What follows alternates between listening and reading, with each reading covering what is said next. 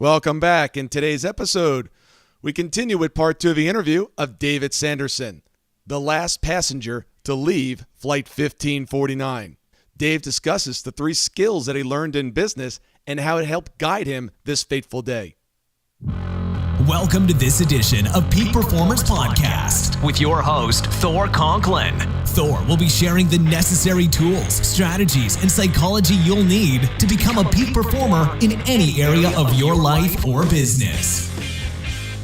Thor Conklin here. We give you the tricks, the tips, the tools, the strategy, the technology, and the psychology peak performers use in order to get more done and execute at the highest level. If you know what to do but struggle with getting it all done, or simply want to raise your game to the next level, this podcast is for you. Sit back and enjoy. Every peak performer finds themselves in a position one day that they have to make a decision, and they really don't know or have all the information that they need to feel like they can make an intelligent decision, but they have to act. You had to act that day. What guided you? Why did you move right versus left? Well, I think it came down to focusing on the bigger mission, and which is to me was a metaphor not only for my life but also companies and businesses. Where candidly, the bigger mission. I'll break this down to 2 different things. Thor. First, Captain Stellenberger and Scouts getting that plane down in the river without any major, malfunctions was a miracle, and they get 100% of the credit. And though once the plane was down, it became a total part of the team. It wasn't just the captain and him, it was the crew and the passengers and everybody else. So doing the right thing to me was always something that was instilled by my mother. So the reason I think I did what I did was because I was focusing on the bigger outcome. Once I knew that I was alive, my focus was how could I, if anybody else needed help, how could I help them? Because I was alive. And there were a lot of things happening, like I mentioned before, which doesn't get talked about a lot. On the right side of the plane, there was no crew. So someone had to step up, and hopefully I stepped up in the right way with a couple other people to be able to give some certainty in a most uncertain time to those, to the point that we could at least get people out of the plane and on the wing so they had a chance to survive. Now, I couldn't help another 75 people. There's just those things. You got to take personal responsibility sometime in your life for your actions. But I think one of my biggest missions is looking at the bigger picture and saying, okay, how can I help and at least get people to the point where they can have a chance? And I think that's how I made the decision go from to me to others, to the bigger picture. A few years ago, I spoke with another passenger. It was interesting. We spoke in Florence, South Carolina, and he was another passenger, and he said his story was he heard the captain say, give the command, and then when they opened the door, he left, and he was one of the first people out, and that was his story. And which all of a sudden I started realizing you can't judge people's backstory. You don't know where they're coming from, right? You don't know what their personal history is. Yeah. So therefore, I at first I was judging him. It's like, well, you're a pretty strong guy. You could probably help somebody. But then I'm thinking, well, I don't know what his background is. And all of a sudden that opened up a whole nother mindset for me. Thor's like, maybe I need to be less judgmental.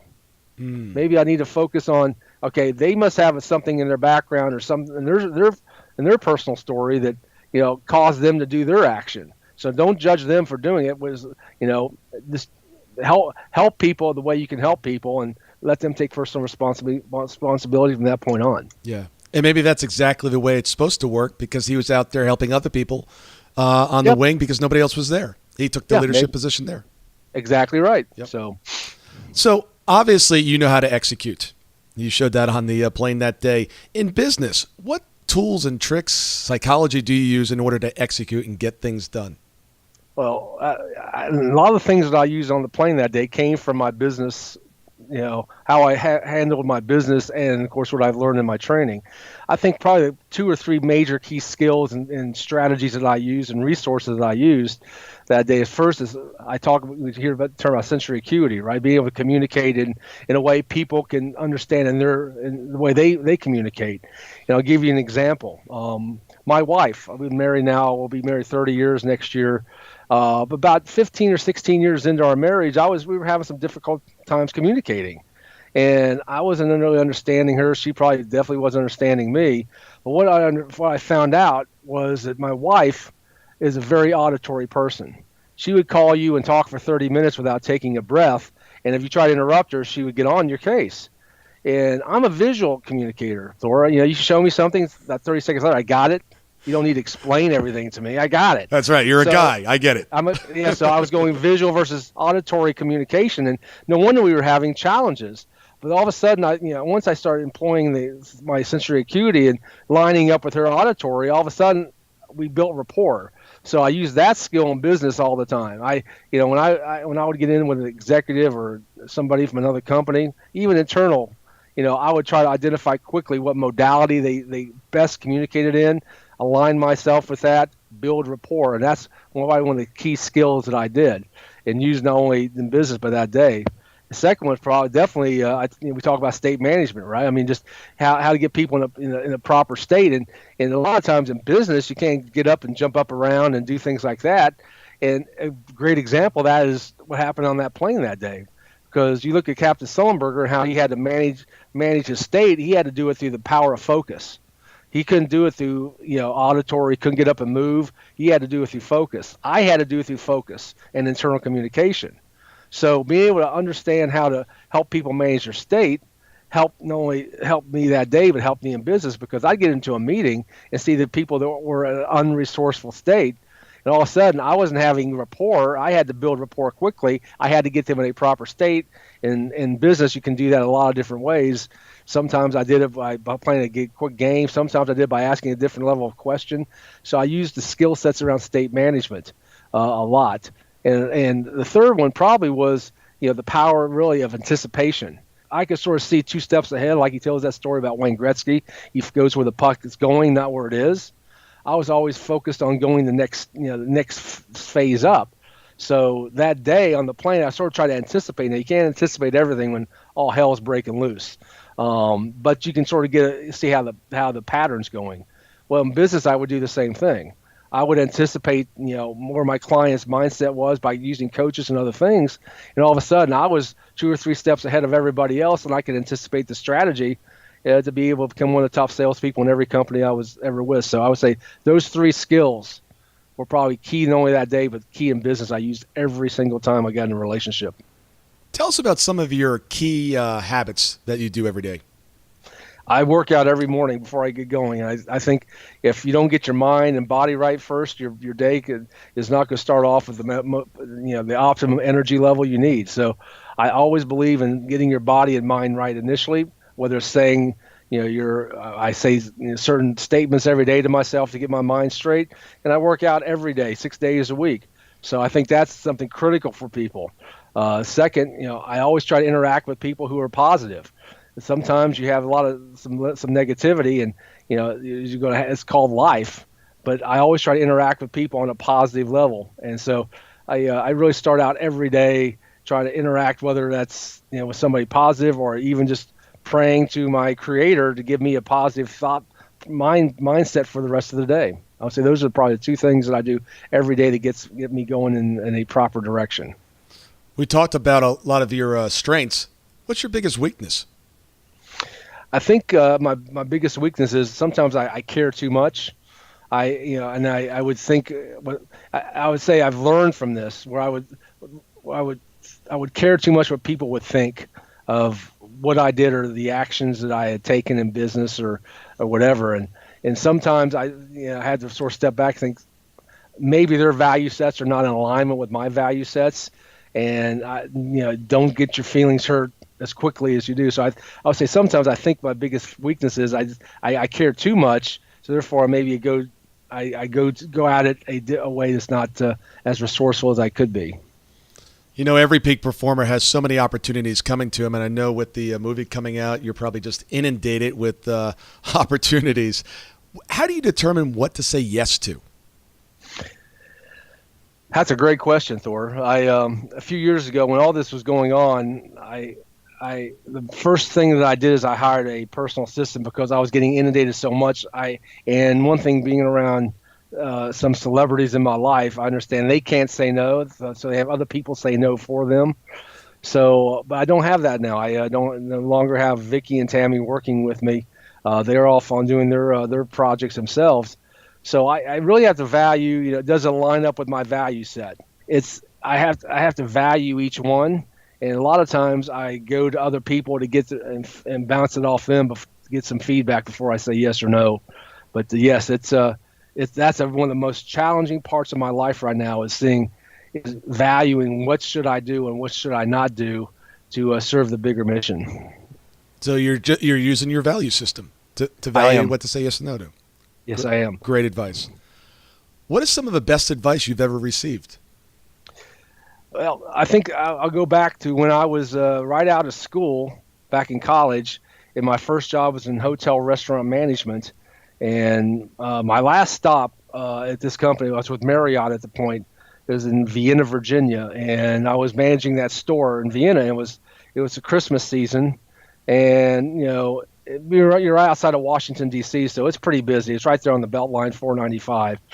But one day it was extremely busy around lunchtime, and all stuff was breaking loose. And I was short-staffed, and all of a sudden I looked up, and all of a sudden I saw Bill Marriott, the CEO and chairman of Marriott, with his entourage walking in the door, because their headquarters are in Bethesda, Maryland, and he was going out look at stores. That's what these guys do, right? Check their stores out. So he walked in and he saw all heck breaking loose. And I had to make a judgment. He said, "Can I help you?" I'm like, do I say yes and say he thinks I can't handle it, or no? And he sees all stuff breaking loose, say he can't handle it. So I said, yeah, I could actually use somebody dropping fries in the back, just very casually. He said, where's the aprons? And all of a sudden he's getting an apron dropping fry. Here's the CEO of one of the biggest, if not the biggest, hospitality company in the country and or the world, dropping fries. And all of a sudden he's looking at his guys like, come on guys, go out there and bust tables. Here I have the executive team and the chairman of the board working with me. So when we get done, he pulled me aside and said, listen, everybody's got a tough day, but remember, my name is on that building. I'm never too good to be able to do whatever you need to get the job done for the customer. Wow. And it was probably the best piece of advice I got when I was young, to learn that, when all stuff's breaking loose, even the top guy, if you need to go clean a toilet, you clean the toilet to help the mission and help the bigger picture and make sure that the customer is served. So that's why I got such a high customer rating, I think, when I was in my last company, Oracle, because I had clients who would go to the mat for me, because I would go to the mat for them, and sometimes at odds with the management of my own company, because I was always focused on customer support and customer service, because of what Bill Marriott taught me that day as a 24-year-old guy who thought he knew everything but didn't know anything. Yeah, that reminds me of a story when I worked in New York. I had a client, and I always I always had to tell my clients the absolute truth early and often. It didn't matter if they wanted to hear it or not. And I always did that throughout my entire career. And it came to a point where I had to deliver some bad news to a client. And my boss, who was the chairman, got involved, and he said, and the client wasn't happy with the advice. And I said, look, do you want the truth, or do you want something that I don't think I can deliver? You're going to go to your board and deliver it to them, and then you and I are going to look like not very good people in 6 months. And he was upset. He was very upset. And so my boss said, if you want, we can remove Thor from your account. And he goes, you'll never do that. He goes, that'll be the last day you'll ever have my account. He goes, I may not like what he had to say, but he told me the truth.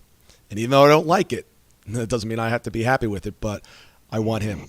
And like you said, just do the right thing. It'll work. Yeah, I think that's part of the big challenge of this country right now is people are so politically correct. They don't just say what the truth is and let people make a decision based on the truth. I think that's why this country has some of the challenges we're going through right now. Yeah. So tell us some of the worst advice you've ever received. That's a great question. I always focus on the positive, on the good advice. There were times, I have to admit, probably when I was in college where I was getting some very poor advice from my peers because I felt that I had to keep up. I felt that I wasn't good enough, and to be good enough, I had to lower my value set to become at least popular or at least be around the crowd. So I think a lot of that goes back to when I was younger. And it's probably when I was young in business likewise, where candidly I was probably getting some poor advice. But all of a sudden, that's what I said. That's why I pointed that time with Mr. Marriott is, I was getting some advice, and I probably took some poor moves when I was young in my business. And I think a lot of young business people do that because, there's a lot of opportunities out there, and you're taking bad potentially some bad moves. But when he told me that, it sort of lined up with his value set. I lined up with his value set, and at that point on, I would always look at the situation before I take an action. But I would say try to keep up with my peers was probably some of the worst advice I ever took, and it cost me money, it cost me probably relationships, and it cost me probably a lot of hardship when I was young. And fortunately, it was when it happened when I was young, not when I was as old as I am now. Well, so often we learn our biggest lessons from doing things not the way they should be done. For the last 16 years, I've been driven by the question of why some people achieve amazing results and others don't. The answer? 90% of their success came from their psychology. So if 90% of their success comes down to their psychology, what was the one thing that enabled them to produce the results that others were not? Their ability to execute, their ability to get things done. Now, we all know how to get things done, but some of us do it better than others. And some of us are not even coming close to tapping our potential. So if you're truly committed to tapping your potential and really becoming a peak performer and getting the results that you need, want, and desire, take your phone and text the word BE Summit. That stands for Business Execution Summit. One word, BE Summit, and text that to 41411. I'm going to send out some additional information on our upcoming event that will truly teach you the science of execution. That concludes part 2 of the interview with Dave Sanderson. Please tune in later this week for the conclusion, part 3. Thank you for listening. If you haven't already done so, please head over to iTunes and subscribe to the show.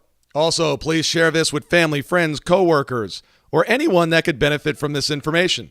To make it very easy to share these episodes, simply go to my Facebook page, Thor Conklin, click on the episode that you want to share, and you can post it to your timeline. You just might be helping one of your friends on Facebook by sharing it on your page. You can follow us on Facebook and Twitter at Thor Conklin. The website is thorconklin.com. The email is info@thorconklin. While at the website, please sign up for our weekly newsletter with additional tricks, tips, tools, and psychology on how to be a peak performer. Remember, these episodes are anywhere between 6 and 35 minutes and are meant to be consumed during dot time doing other things. Until tomorrow, have an absolutely amazing day.